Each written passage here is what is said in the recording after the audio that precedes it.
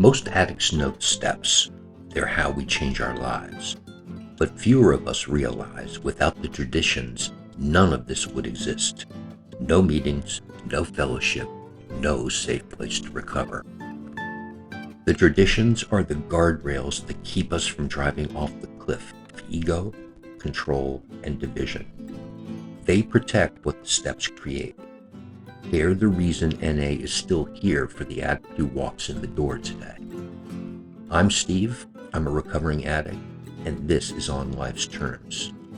Today we're talking about the importance of the traditions, why they matter, what they teach us, and how they keep the miracle of recovery alive for anyone who walks through the door. Why the traditions exist. The traditions were born out of experience, out of trial and error. Early in the history of 12-step programs, groups struggled.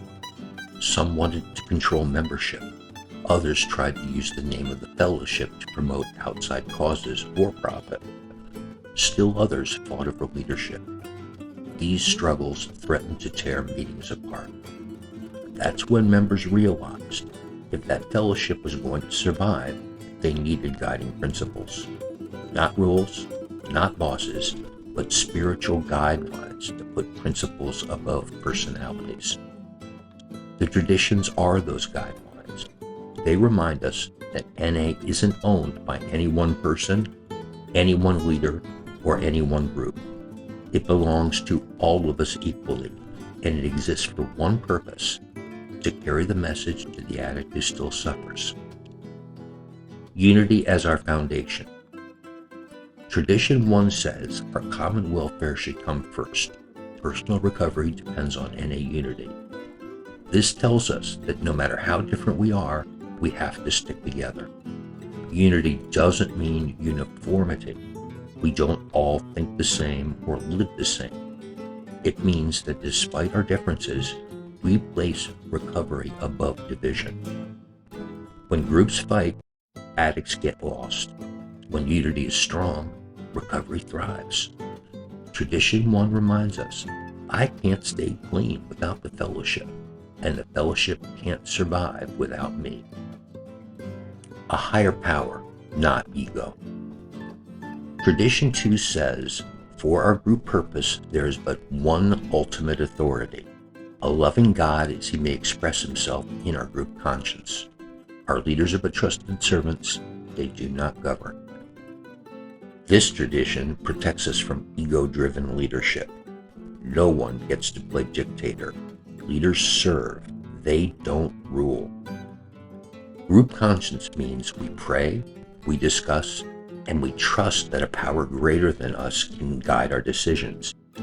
This is humility in action, letting go of control, not just as individuals, but as a group. The only requirement. Tradition 3 says the only requirement for membership is a desire to stop using. This is the door of equality. We don't check ID at the door. We don't judge someone's past. We don't require money, clean time, or credentials. If you want recovery, you belong here. Period.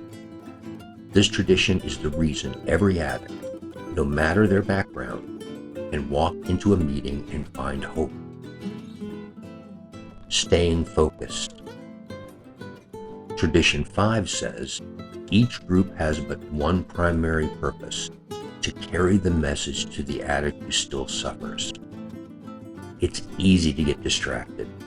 Groups could spend time on politics, money, or outside issues. But the 5th tradition calls us back to what matters: carrying the message. This focus is why NA works. Meetings aren't social clubs, business ventures, or platforms for opinions. They're lifelines for recovery. Freedom from outside influence. Several traditions protect NA from outside control. Tradition 6 says we don't endorse or finance outside enterprises. That means NA isn't political, religious, or commercial. We don't take sides. Tradition 7 says we are fully self-supporting. We don't accept money from outside sources, because with outside money comes outside strings. Tradition 8 says we remain non-professional. This means recovery isn't something you buy or sell. It's carried freely, addict to addict. Together, these traditions keep NA free, purely focused on recovery, not on outside agendas. Anonymity and humility. Tradition 11 reminds us our public relations policy is based on attraction rather than promotion. We need always maintain personal anonymity at the level of press, radio, and films. This protects the fellowship from individuals becoming celebrities. No one speaks for NA as a whole, and anonymity allows us to recover without fear of public exposure. Tradition 12 closes the circle. Anonymity is the spiritual foundation of all our traditions, ever reminding us to place principles before personalities. This is the heartbeat of the traditions, humility. It's not about me, it's about us. It's about recovery being bigger than any one person. The traditions in daily life. The traditions aren't just for meetings. They teach us how to live. Tradition 1 teaches me unity with my family and coworkers. Tradition 2 teaches me to seek God's will, not just my own. Tradition 3 reminds me to include, not exclude. Tradition 5 reminds me to stay focused on what matters. Even outside NA, these principles shape the way we treat others, with humility, with respect, and with love. The traditions don't just keep our fellowship alive, they help us grow into people who live on life's terms. Why the traditions matter. So why are the traditions important? Because they are the reason NA has survived and grown around the world. They keep us united. They keep us focused. They protect us from ego, from division, from outside interference. Most of all, they ensure that the doors of NA remain open for the addict who hasn't yet found us and for the addict who hasn't yet found hope. The steps save our lives. The traditions save our fellowship. Both are essential. When we honor the traditions, we are not just protecting NA, we are protecting the miracle of recovery itself. So the next time you sit in a meeting, take a look around. The unity you see, the freedom you feel, the hope in the room, it's there because the traditions are working. Keep choosing honesty, keep choosing growth, and keep choosing life. For more stories of strength, subscribe and stay connected with us. I'm a recovering addict named Steve, and this has been On Life's Terms.